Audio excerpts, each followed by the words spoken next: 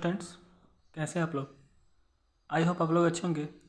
Students, आपकी जानकारी के लिए हम बता दें कि हमने जो है जनरेटर और मोटर का पार्ट्स कंप्लीट कर चुके हैं। अगर आप उसको नहीं देखे हैं तो पहले देखिए, उसके बाद इस पार्ट पे आइए। स्टूडेंट्स, आज का हमारा जो टॉपिक है, हम आपको बताने वाले हैं ट्रांसफार्मर होता क्या है। तो आप ट्रांसफार्मर से इंट्रोड्यूस तो होंगे ही, क्योंकि आप हमेशा से ही ट्रांसफार्मर देखते आ रहे हैं और आसपास जानते हैं कि ये जो है लगा है, ये क्या है, ट्रांसफार्मर है। अपने आसपास हमेशा आप जानते होंगे। तो हम इस आपका जो मशीन है, इसमें हम ट्रांसफार्मर को बाहरी तरीके से तो जानेंगे ही, बाकी उसके अंदर में क्या प्रोसेस है, उसके इंटरनली क्या प्रोसेस चल रहा है, उसके बारे में भी हम इसमें जानेंगे। तो चलिए स्टार्ट करते हैं। मशीन में जो है स्टूडेंट्स, आपको देखने को मिलेगा कि जो है ट्रांसफार्मर, यहाँ पे आपको दो टाइप के ट्रांसफार्मर देखने हैं। एक है आपका सिंगल फेज ट्रांसफार्मर और दूसरा है आपका 3 फेज ट्रांसफार्मर। तो स्टूडेंट्स, चलिए आज के टॉपिक में हम स्टार्ट करने वाले कि सिंगल फेज ट्रांसफार्मर जो है स्टूडेंट्स, वो होता क्या है। तो चलिए यहाँ पे लिखते हैं सिंगल फेज, जिसमें सिंगल फेज नाम से ही लग रहा है ट्रांसफार्मर, सिंगल फेज ट्रांसफार्मर। तो चलिए देखते हैं पहले ट्रांसफार्मर होता क्या है। तो सिंगल, ये तो आपका चैप्टर है, ये है कि आपका सिंगल फेज ट्रांसफार्मर, ये आपका चैप्टर का नेम है, मशीन का आपका चैप्टर है ये। और ये ट्रांसफार्मर क्या है, चलिए उसको देखते हैं। तो यहाँ स्टूडेंट्स, हम आपकी जानकारी के लिए बता दें कि ट्रांसफार्मर, यहाँ लिख सकते हैं ए ट्रांसफार्मर को हम ऐसे शॉर्ट में लिख दे रहे हैं। A transformer is a static device, static device. Students, आपको पता होगा कि जो जनरेटर और मोटर था वो आपका रोटेटिंग डिवाइस था, क्योंकि उसके पार्ट्स जो है रोटेट कर रहे थे। यहाँ पे जो है ट्रांसफार्मर आपको एक जगह स्टेबल दिखाई देगा, ये इसके अंदर कोई रोटेशन जो है नहीं होता है। तो यहाँ पे आप देखिए, हम लिख सकते हैं कि ये transformer is a static device which transfer, क्या ट्रांसफर करता है, which transfer the electrical energy, जो कि क्या ट्रांसफ़र करता है, electrical energy from one circuit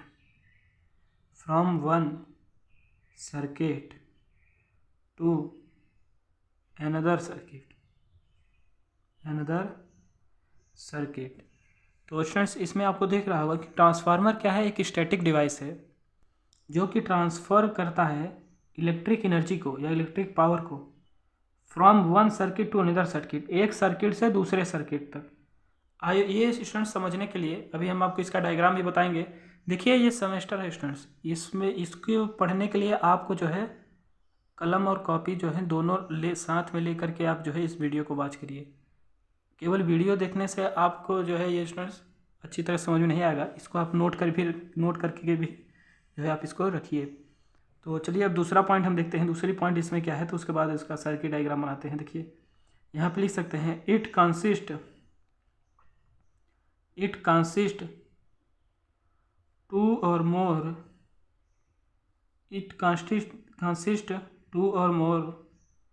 stationery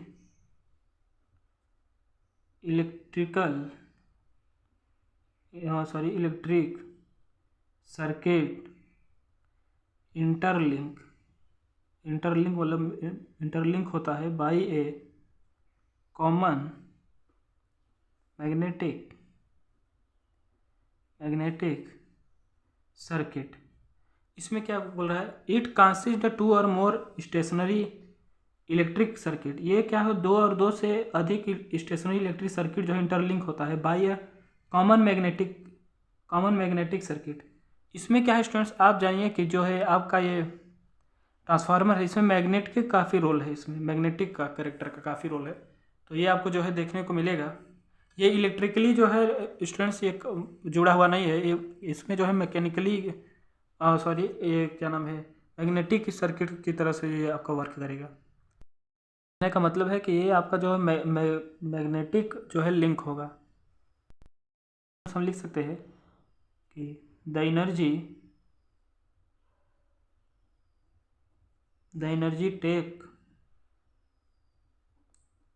take place from one circuit to another circuit, जो आपका एनर्जी है वो एक सर्किट से दूसरे सर्किट की जो है स्टूडेंट्स फ्लो करता है। अब इसके बाद देखिए हम यहाँ पे, ये तो अभी हमने ये देखा था, विदाउट, सबसे इम्पोर्टेंस ये बात है कि यहाँ पर हम लिख सकते हैं कि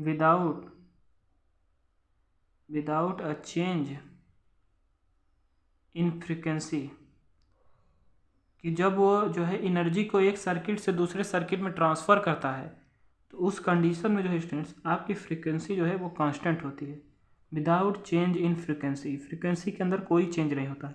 तो नॉर्मली आपको ट्रांसफार्मर यही जानना है कि ट्रांसफार्मर क्या है, कि स्टैटिक डिवाइस है जो कि ट्रांसफ़र करता है इलेक्ट्रिक एनर्जी को from one circuit to another circuit without changing a frequency. I hope आपको ये समझ में आएगा स्टूडेंट्स। इसके बाद चलिए देख लेते हैं हम इसका ट्रांसफार्मर आपको जो है सर्किट डायग्राम के हिसाब से आपको कैसे देखने को मिलेगा, और आपके पेपर में आपको उतना बड़ा ट्रांसफार्मर बनाने की जरूरत नहीं है। आप जो है स्टूडेंट्स, ट्रांसफार्मर का मेन रोल होता है उसका कोर। तो ये देखिए हम इसका कोर जो है, आपको ट्रांसफार्मर का कोर जो है स्टूडेंट ड्रॉ कर रहे हैं, एक बड़ा सा ट्रांसफार्मर बना रहे हैं। देखिए उसका कोर स्टूडेंट लेमिनेटेड होता है। तो ये देखिए इसका लेमिनेटेड कोर, बता देना, अभी बताएंगे लेमिनेटेड कोर क्या होता है, आगे बताएंगे। तो ये आपका है ट्रांसफार्मर। स्टूडेंट्स ट्रांसफार्मर में जो है दो वाइंडिंग होती है, एक प्राइमरी वाइंडिंग होती है और एक सेकेंडरी वाइंडिंग होती है। तो प्राइमरी वाइंडिंग को चलिए हम ड्रॉ करते हैं। ये आपका क्या है, प्राइमरी वाइंडिंग है। तो ये लीजिए आपका जो है प्राइमरी वाइंडिंग तैयार हो गया। ये स्टूडेंट्स आपका जो है प्राइमरी वाइंडिंग है। यहाँ पर हम लिख सकते हैं प्राइमरी वाइंडिंग। आई होप आपको ये दिख रहा होगा। इसके बाद स्टूडेंट जो ये आपका ये इस तरफ का जो है, ये आपका क्या है, ये आपका सेकेंडरी वाइंडिंग है। ये क्या है आपका, ये सेकेंडरी वाइंडिंग है। यहाँ पे लिख सकते हैं secondary winding.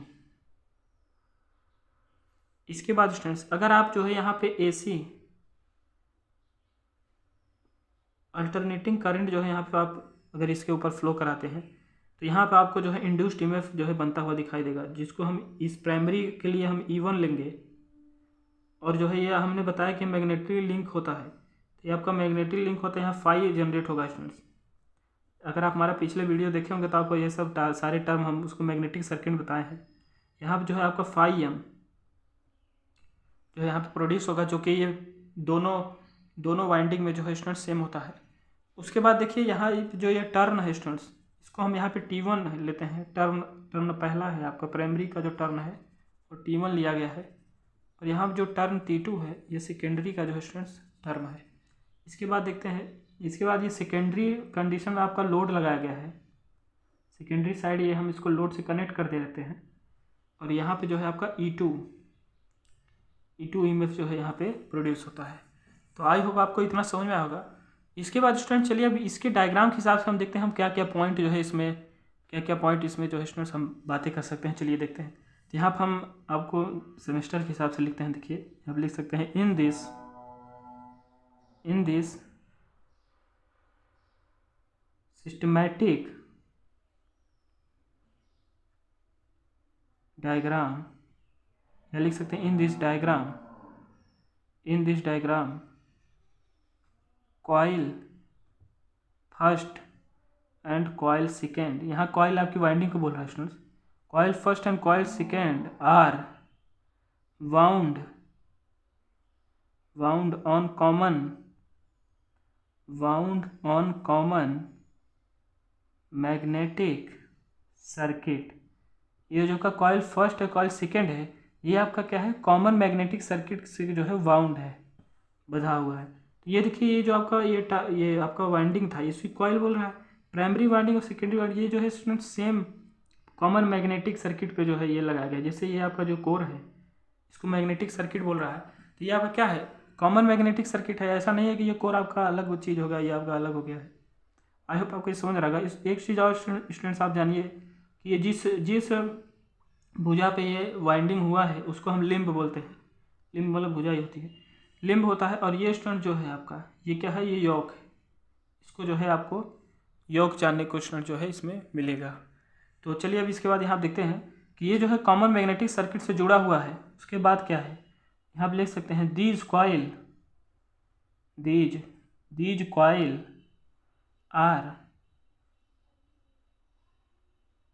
coil are insulated each other।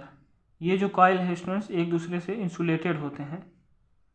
I hope आपको ये वाला पॉइंट समझ में आया होगा। तो इसके बाद दूसरा पॉइंट चलिए स्टूडेंट देखते हैं। दूसरा पॉइंट क्या लिख सकते हैं, देयर इज द नो, यही हम आपको पहले समझाना चाहते थे। यहाँ पे लिख सकते हैं there is no electrical connection. यहाँ पे कोई इलेक्ट्रिकल कनेक्शन नहीं है, मतलब इसके कोर के संबंध में, इसके कोई कोर के रिलेशन में कोई इलेक्ट्रिकल कनेक्शन नहीं है। यहाँ पे लिख सकते हैं no electrical connection,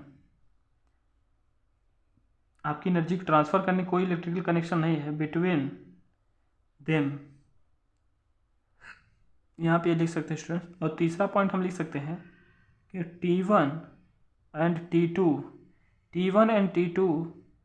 number of turn T1 and T2 number of turn off both coil, number of turn off both coil, जो आपका जो है T1 और T2 है स्टूडेंट। डायग्राम में आपको दिख रहा है T1 एंड T2, ये क्या है, नंबर ऑफ टर्न है इन दोनों कॉइल का। प्राइमरी कॉइल का टर्न जो है T1 है, सेकेंडरी कॉइल का टर्न जो है T2 है। यही आपको यहाँ पे मैं शॉर्ट में लिख दिया हूँ। इसके बाद चलिए देखते हैं आगे वाला पॉइंट क्या है। वेन एन, ये आपका जो है वर्किंग में है। देखिए आप लिख सकते हैं when an alternating voltage V is applied on the primary, यहाँ पे लिख सकते हैं is applied on the primary. तो क्या होगा, अगर आपका अल्टरनेटिंग वोल्टेज जो है अप्लाई होता है प्राइमरी में, तो क्या होगा, N alternating current I not flow in it. यहाँ पे लिख सकते हैं N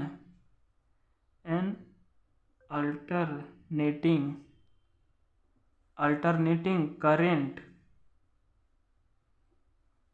I not flow in it. यहाँ जो आपका अल्टरनेटिंग करेंट है I नॉट, वो क्या होगा, इसके अंदर फ्लो होगा। दीज अल्टरनेटिंग करेंट अल्टरनेटिंग, यहाँ पे स्टूडेंट्स हम लिख सकते हैं दीज अल्टरनेटिंग हमें AC से दिखा दे रहे हैं। अल्टरनेटिंग करेंट दीज AC, ये जो आपका AC है ये क्या प्रोड्यूस करेगा, अल्टरनेटिंग फ्लक्स फाइम जो है स्टूडेंट्स आपका अल्टरनेटिंग फ्लक्स जो है आपका इन दिस मैग्नेटिक सर्किट में जो है स्टूडेंट्स वो फ्लो होगा। आपको हम इस सर्किट में दिखाए थे फाइम ये है। तो जब आपका ये स्टूडेंट्स अल्टरनेटिंग करंट इसमें पास हुआ प्राइमरी वाइंडिंग में, तो वहाँ से जो है आपका I नॉट करंट जो है ये फ्लो हुआ I नीट। उसके बाद जो है इन दिस अल्टरनेटिंग करंट से ये alternating flux phi m in this magnetic circuit में जो स्टूडेंट्स वो आया। आई होप आपको इतना समझ में आया होगा। इसके बाद स्टूडेंट्स हम चलिए देखते हैं इसके बाद हम क्या लिख सकते हैं। इसके बाद हम लिख सकते हैं स्टूडेंट्स कि दीज अल्टरनेटिंग फ्लक्स, लिख सकते हैं यहाँ पे दीज अल्टरनेटिंग फ्लक्स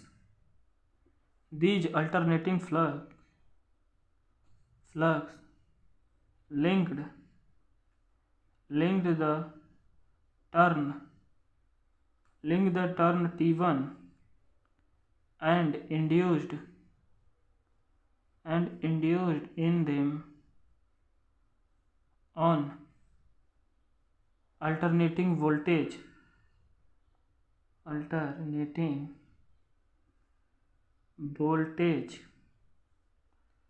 E1, जिसको हम EMF बोल सकते हैं students, E1 by the self induction. I hope students आपको इतना दिख रहा होगा। इसमें क्या बोला है, दीज अल्टरनेटिंग फ्लक्स, जो आपका ये फाइम है वो लिंक होगा द टर्न T1 से। अगर ये आपका फाइम T1 से लिंक होगा तो यहाँ पे स्टूडेंट्स आपका जो है E1 को जो है ये जनरेट करेगा। जो आपका EMF है आपका E1 जो है स्टूडेंट्स ये जनरेट होगा। और जब ये आपका T2 से जो है स्टूडेंट लिंक करेगा तो वहाँ पर आपका E2 जो है जनरेट होगा। ये स्टूडेंट्स आपको यहाँ पे जानना बहुत ज़रूरी है। तो यहाँ पे हमने देखा, और ये जो आपका E1 जनरेट हुआ है ये किसके द्वारा, सेल्फ इंडक्शन के कारण हुआ है स्टूडेंट्स। ये आपका सेल्फ इंडक्शन के कारण, ये आपका म्यूचुअल इंडक्शन के कारण जो है स्टूडेंट्स आपका E2 जनरेट होगा। तो इसको हम चलिए देखते हैं नेक्स्ट वाले में कि कैसे ये जनरेट होने वाला है। चलिए स्टूडेंट देखते हैं। चलिए देखते हैं कि E2 आपका यहाँ पे लिख सकते हैं हम E2 के लिए। तो यहाँ पे क्या लिख सकते हैं, यहाँ पे लिख सकते हैं कि जो student all the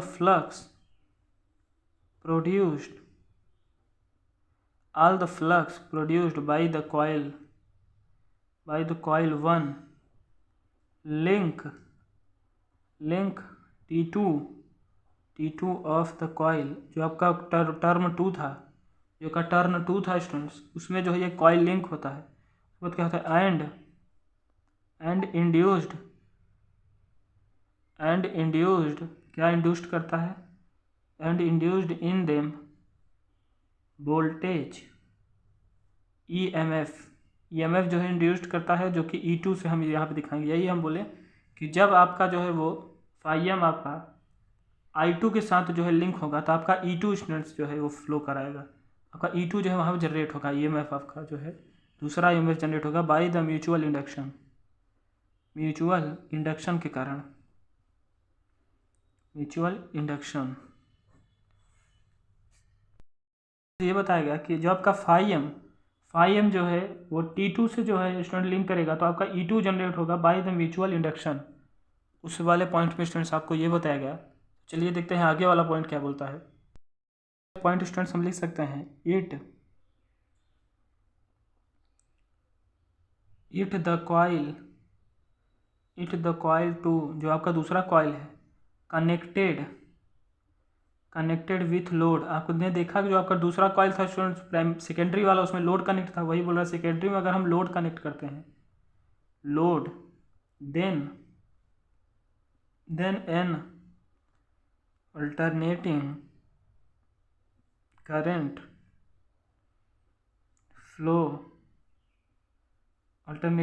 will flow करेगा आपका अल्टरनेटिंग करंट। सॉरी फ्लो का स्पेलिंग ये है FLOW, फ्लोज थ्रू इट। जब आपका लोड कनेक्ट होगा तो वहाँ पे स्टूडेंट जो है आपका कॉइल 2 में अगर आपका लोड कनेक्ट होता है देन अल्टरनेटिंग करंट जो है स्टूडेंट वो फ्लो करता है उसमें। उसके बाद यहाँ पे लिख सकते हैं an energy will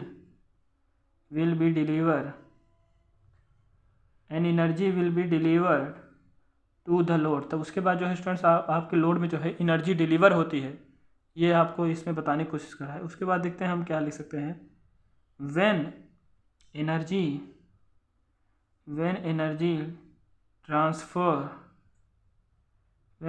transferred to coil first and, जो आपका प्राइमरी कॉइल और सेकेंडरी कॉइल, फर्स्ट सेकेंड आपको प्राइमरी और सेकेंडरी से डिनोट कर रहा है, there is no relative motion, उसके बीच में कोई रिलेटिव मोशन नहीं हो, क्योंकि वो स्टैटिक्स वाला है उसमें, रिलेटिव मोशन बिटवीन देम। यहाँ पर हम ये लिख सकते हैं। और यहाँ पे एक मेन पॉइंट आपको ये हमने पहले बताया था कि यहाँ पे जो स्टूडेंट्स है आपका फ्रीक्वेंसी जो है कॉइल नंबर सेकेंड से और कॉइल नंबर फर्स्ट से वो क्या रहता है, एग्जैक्टली सेम होता है। कोई चेंज जो है फ्रीक्वेंसी में कोई चेंज नहीं होगा जब आपका जो है पावर डिलीवर होगा from one circuit to another circuit. जब आपका स्टूडेंट जो है आपका एनर्जी जो है इलेक्ट्रिकल एनर्जी वो अगर ट्रांसफ़र हो रहा है किसी वन सर्किट टू मतलब प्राइमरी से सेकेंडरी तक, तो उस कंडीशन में जो है आपका फ्रीक्वेंसी जो है वो दोनों जगह जो है सेम रहेगा और जो है कांस्टेंट रहेगा। आई होप आपको ये समझ में होगा स्टूडेंट्स। ये ऑपरेशन था कि किस प्रकार से हम ट्रांसफार्मर की वर्किंग हम इसमें निकाल सकते हैं। तो जितने पॉइंट हमने लिखा है स्टूडेंट्स ये सारे उसके वर्किंग के अंडर आते हैं। तो आपके सेमेस्टर एग्ज़ाम में आ जाता है कि what is transformer and single phase transformer, और उसमें जो है मतलब इसमें राइट द एप्लीकेशन या फिर लिख सकते हैं right the working principle of this transformer. तो आप जो है स्टूडेंट्स इसमें जो है सारे पॉइंट जो है आप उसमें लिख सकते हैं। आई होप आपको ये टॉपिक अच्छा लगा होगा। ये स्टूडेंट्स इंट्रोडक्शन था ट्रांसफार्मर का। अभी हम इसके पार्ट्स के बारे में जो है आपको बताएंगे। ट्रांसफार्मर के कई पार्ट्स है, बुक्कूज रिले है, बाकी सारे मेन टैंक है, बाकी कई सारे वेदर है, कई सारे उसमें जो है स्टूडेंट्स पार्ट है, चलिए हम उसको नेक्स्ट वीडियो में लाएंगे। चलिए, थैंक यू।